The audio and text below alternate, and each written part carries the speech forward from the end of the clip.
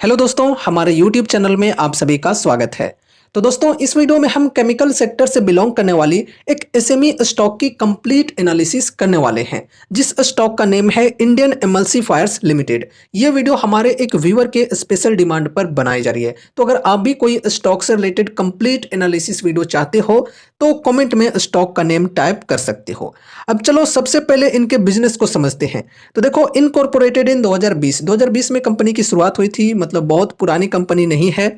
Indian emulsifiers limited is in the business of manufacturing and supplying of speciality chemicals. ये जो company है ये speciality chemicals को manufacture करती है और उनको सप्लाई करने का काम करती है।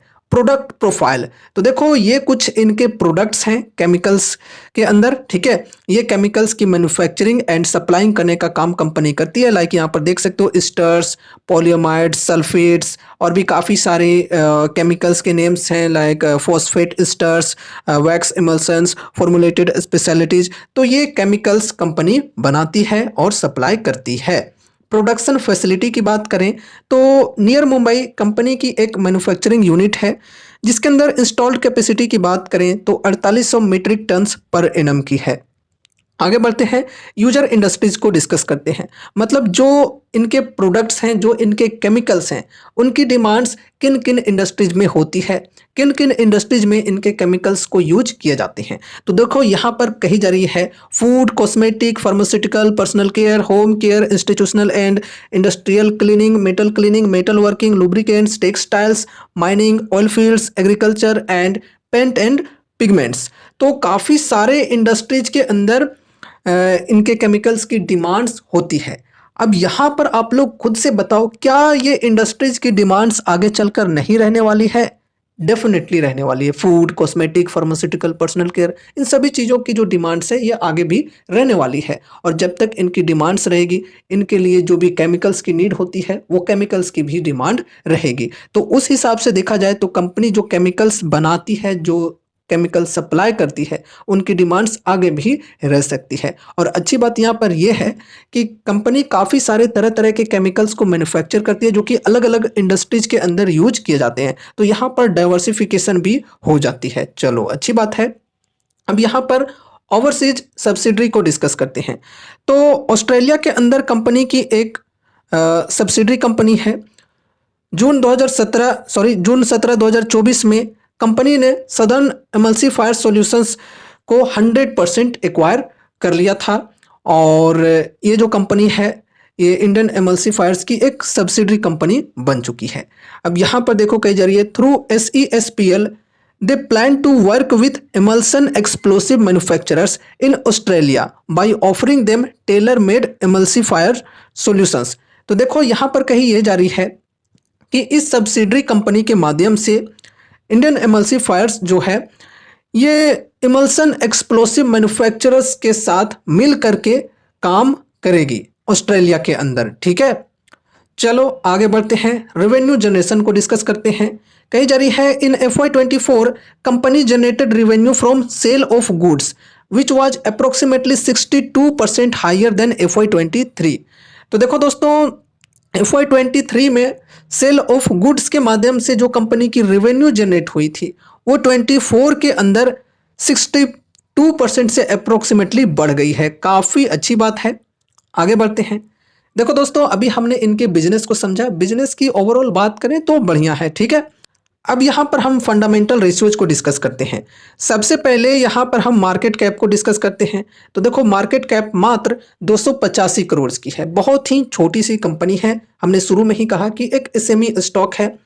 एंड फिर स्टॉक पी 32.3 की, इंडस्ट्री पी 34.2 की, तो लगभग यहाँ पर इक्वल ही मानकर चल सकते हैं। वैल्यूएशन की ओवरऑल बात करें तो फेयर है, ना तो हम इसे बहुत ज़्यादा एक्सपेंसिव कर सकते हैं, ना ही बहुत ही ज़्यादा लो वैल्यूएशन कर सकते हैं। पीज रेशियो की डेटा अवेलेबल नहीं है। आरओसी एंड आरओई की बात करें तो आरओसी है 31.14%, आरओई 45.98%, बढ़िया है। एंड उसके बाद प्रोमोटर्स होल्डिंग की बात करें तो 48.1%, प्लेज परसेंटेज 0 है, चलो ठीक है। करेंट प्राइस 233 की, 52 वीक हाई 547 की और लो है 223 की। बुक वैल्यू 63.7 रुपये की। फिर यहाँ पर डेप्ट है 27.2 करोड़ की और डेप्ट इक्विटी रेशियो 0.35 की है। चलो ठीक है। फ्री कैश फ्लो माइनस में minus 10.6 crore. Dividend yield 0%, face value 10 रुपए की, ईपीएस है 9.8 रुपए की। चलो आगे बढ़ते हैं, प्रॉफिट एंड लॉस स्टेटमेंट को डिस्कस करते हैं। देखो दोस्तों, सबसे पहले मैं आपको ये क्लियर करना चाहूंगा कि ये स्टैंडर्ड लोन की डेटा है। कंसोलिडेटेड बेसिस पे ज़्यादा डेटा अवेलेबल नहीं थी, सिर्फ 1 साल की ही डेटा थी, इसलिए हम लोग स्टैंडर्ड लोन की डेटा को डिस्कस कर रहे हैं। अगर आपको कंसोलिडेटेड डेटा भी देखना है तो फिर आप खुद से स्क्रीनर पे विजिट करके देख सकते हो, सिर्फ 1 साल की डेटा मिल जाएगी, तो वो चाहो तो देख लेना, ठीक है। तो यहाँ पर देखो सेल्स के अंदर बढ़िया कंसिस्टेंसी देखने को मिली है। 17.68 करोड़, 41.18 करोड़, फिर 66.68 करोड़, बढ़िया है। एंड उसके बाद यहाँ पर नेट प्रॉफिट को डिस्कस करते हैं।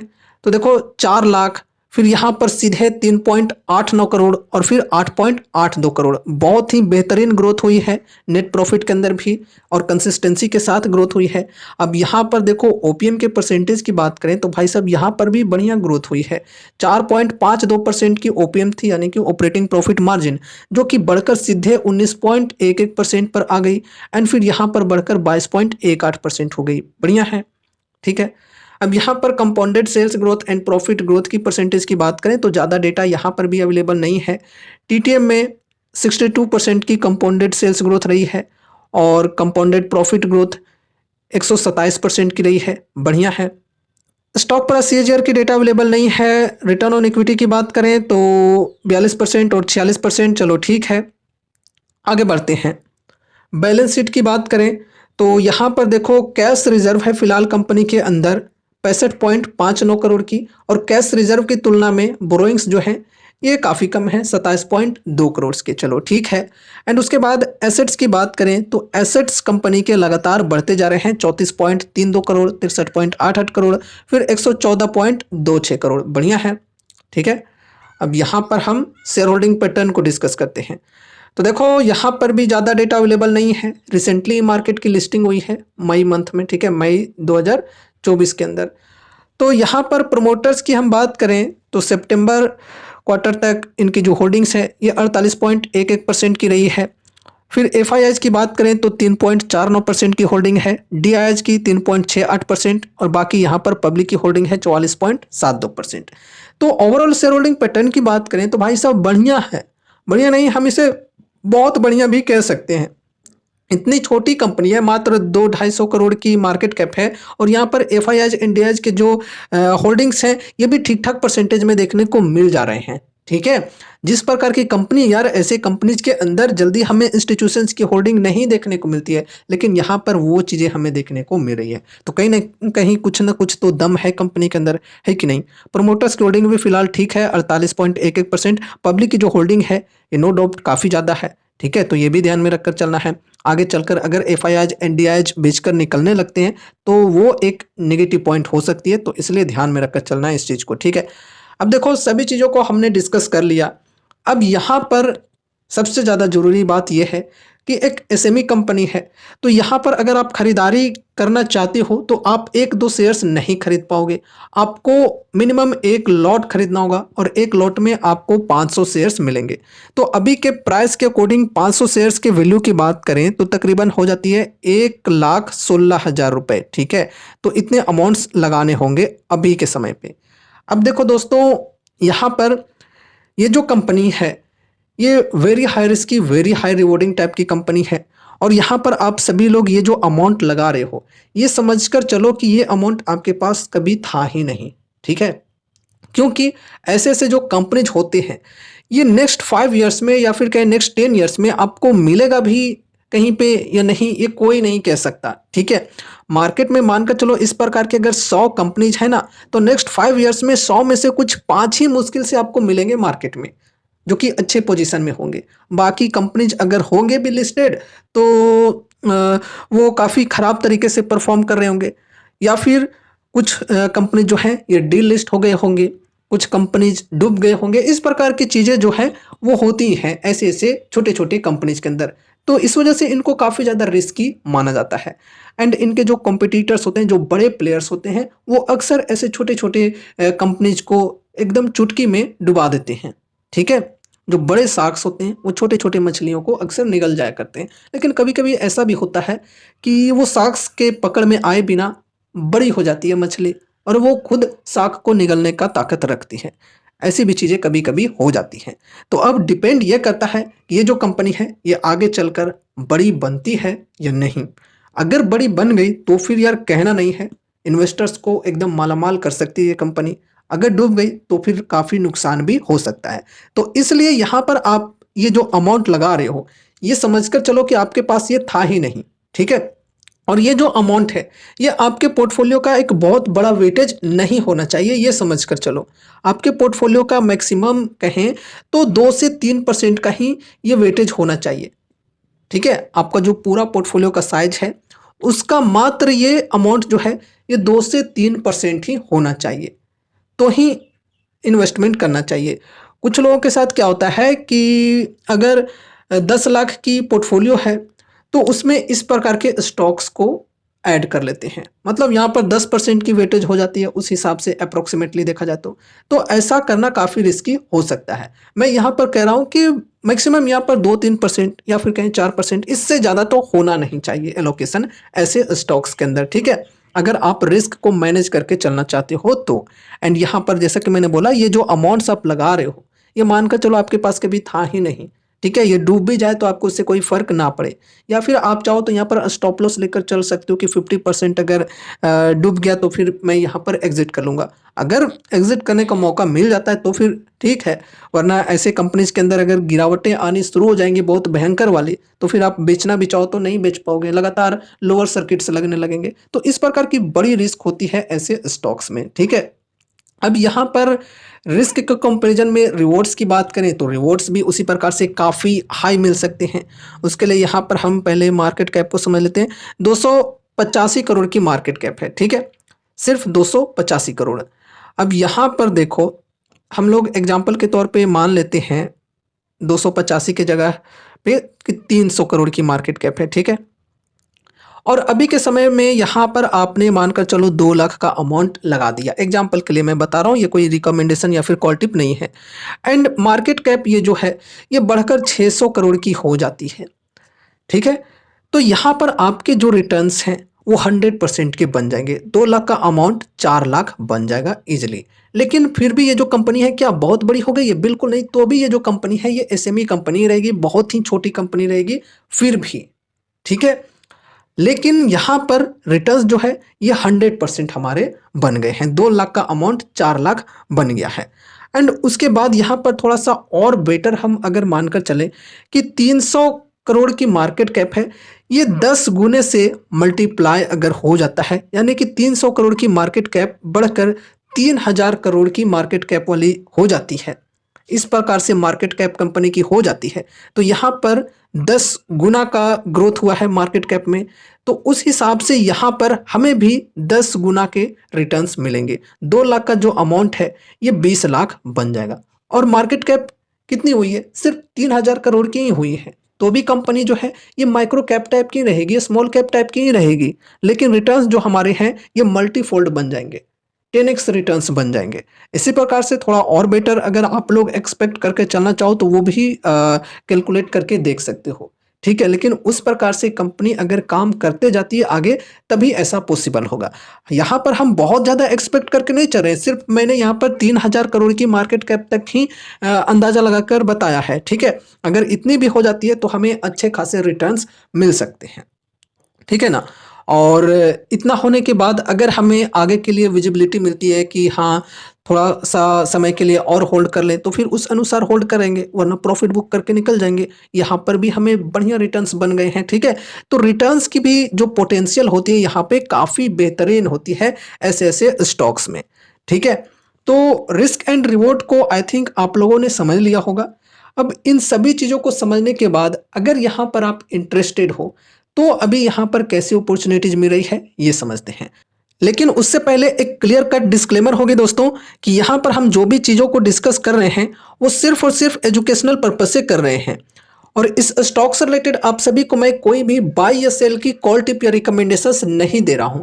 तो इसलिए इस वीडियो को देखने के बाद अगर आपको कुछ भी इंटरेस्ट लगता है तो फिर आपको अपने तरफ से भी कुछ स्टडी एंड एनालिसिस करनी है, साथ ही साथ अपने फाइनेंशियल एडवाइजर से भी कंसल्ट जरूर से करना है कोई भी डिसीजंस लेने से पहले। अब चलो टेक्निकल्स को समझते हैं। सबसे पहले यहाँ पर अगर हम बात करें लिस्टिंग के वक्त की, तो देखो यहाँ पर लिस्टिंग हुई थी मई 2024 के टाइम पे, एंड लिस्टिंग के बाद हल्की सी तेजी आई एंड फिर बड़ी गिरावट स्टॉक में देखने को मिली एंड गिरावट की लेवल से बढ़िया रिकवरी भी देखने को मिली, लेकिन फिर यहाँ से गिरावट आई स्टॉक में और अभी भी जो गिरावट है ये हमें देखने को मिल रही है स्टॉक में। लिस्टिंग जब हुई थी स्टॉक की तो वो लिस्टिंग प्राइस से स्टॉक जो है ये अभी काफ़ी नीचे है और यहाँ पर एक सपोर्ट की लेवल है 230 के अप्रॉक्स, तो इसी सपोर्ट की लेवल पर है स्टॉक फिलहाल। करेक्शन की बात करें तो 52 वीक हाई के लेवल से या फिर कहीं ऑल टाइम हाई के लेवल से काफ़ी ज़्यादा करेक्ट हो चुकी है। परसेंटेज वाइज बात करें तो तकरीबन -55 टू -60% तक स्टॉक करेक्ट हो चुका है। ठीक है, तो बड़ी डिस्काउंट के साथ स्टॉक अवेलेबल है। अगर किन्हीं को इंटरेस्ट है तो बढ़िया डिस्काउंट है, सपोर्ट के लेवल पर है, बाइंग करने की सोच सकते हैं अपनी स्टडी के अनुसार, अपनी एनालिसिस के साथ, और फाइनेंशियल एडवाइजर से कंसल्ट जरूर से कर लेना। अब देखो दोस्तों, यहाँ पर ये जो सपोर्ट की लेवल है अगर नीचे साइड में ब्रेक हो जाती है बढ़िया वॉल्यूम के साथ में तो फिर स्टॉक के अंदर हम और भी बड़ी गिरावट एक्सपेक्ट करके चल सकते हैं। ये आपको ध्यान में रखकर चलना है। यहाँ पर और कोई भी सपोर्ट के लेवल्स नहीं है, तो ये सपोर्ट अगर 230 वाला टूटा तो फिर और भी बड़ी गिरावट आ सकती है शेयर में। ठीक है, तो अगर आपको ऐसा लगता है कि नहीं अभी मैं बाइंग नहीं करूंगा, यहाँ पर और भी बड़ी गिरावट आ सकती है, तो फिर आप वेट करके चल सकते हो। और अगर किन्हीं को ठीक लग रहा है कि हाँ अभी सपोर्ट के लेवल पर मैं बाइंग कर सकता हूँ तो फिर आप कर सकते हो। ठीक है, जो आपको ठीक लगता है। मैं ये नहीं कह रहा हूँ कि यहाँ पर बाइंग कर ही लो या फिर रुक ही जाओ। ठीक है, पर्सनली अगर मैं अपनी बताऊं, अगर मुझे इंटरेस्ट होता इस स्टॉक में तो मैं क्या करता, तो यहाँ पर मैं एक ही लॉट, सबसे पहले एक ही लॉट खरीदता। ठीक है, और इस प्रकार के और भी अगर एसएमई स्टॉक्स हैं अदर सेक्टर में तो उन सेक्टर्स के अंदर मैं इन्वेस्टमेंट की सोचता। अगर मुझे एसएमईज के अंदर रिस्क लेनी है, ये समझो मेरी बात को, अगर मुझे एसएमईज के अंदर रिस्क लेनी है तो मैं ऐसा करूंगा कि एक लॉट यहाँ पर ले लूंगा, फिर एक लॉट जो है वो किसी दूसरे सेक्टर के एसएमई स्टॉक में ले लूंगा। इस प्रकार से मैं डाइवर्सिफाई करके चलूंगा अपने रिस्क को। ठीक है, ऐसा बिल्कुल भी नहीं है कि अगर मेरे पास यहाँ पर 5 लाख का अमाउंट है तो 5 लाख यहाँ पर लगा दिया, बिल्कुल नहीं। यहाँ पर मैं ऐसा करूंगा कि 2.5 लाख इस स्टॉक में लगा दिया और 2.5 लाख किसी दूसरे स्टॉक में लगा दूंगा। इस प्रकार से चीज़ें मैं करके चलूंगा। तो पर्सनली मैं अगर अपनी बताऊं, अगर मुझे बाइंग करना होता तो मैं इस सपोर्ट के लेवल पर बाइंग कर लेता, और यहाँ पर अगर मुझे ज़्यादा रिस्क नहीं लेना है तो 50% का एक स्टॉप लॉस लेकर चलता है। यहाँ से अगर 50% तक स्टॉक करेक्ट हो गया तो ये मैं अपना जो अमाउंट है ये निकाल दूंगा। लेकिन दोस्तों अगर ऐसी चीज़ें यहाँ पर होती हैं कि लगातार लोअर सर्किट के साथ स्टॉक नीचे गिरते जाता है, मेरा जो स्टॉप लॉस का लेवल है वहाँ पर भी स्टॉक पहुँच जाता है, लेकिन मेरा जो सेल ऑर्डर है ये एग्जीक्यूट नहीं होता है क्योंकि लोअर सर्किट लगातार लग रही है, तो मेरा ऑर्डर जो है ये एग्जीक्यूट नहीं हुआ और 50% का मेरा स्टॉप लॉस था, लेकिन उससे भी ज़्यादा की लॉसेज मुझे हो गई है, 70-80% की लॉसेज हो गई है, तो भी मुझे उससे बहुत ही ज़्यादा टेंशन नहीं होनी चाहिए। तो ऐसी सोच के साथ ही यहाँ पर मैं इन्वेस्टमेंट की सोचूंगा। तो इन चीज़ों को ध्यान में रखकर ही इन्वेस्टमेंट करनी चाहिए। ठीक है, तो दोस्तों ये रही हमारी आज की वीडियो इंडियन एमल्सीफायर्स स्टॉक के ऊपर। उम्मीद है कि इस वीडियो के माध्यम से आपको कुछ यूजफुल इन्फॉर्मेशंस मिलेंगे। तो वीडियो को लाइक करके चैनल को सब्सक्राइब कर देना और मिलते हैं अगले नए वीडियोस के साथ। तब तक के लिए बाय बाय।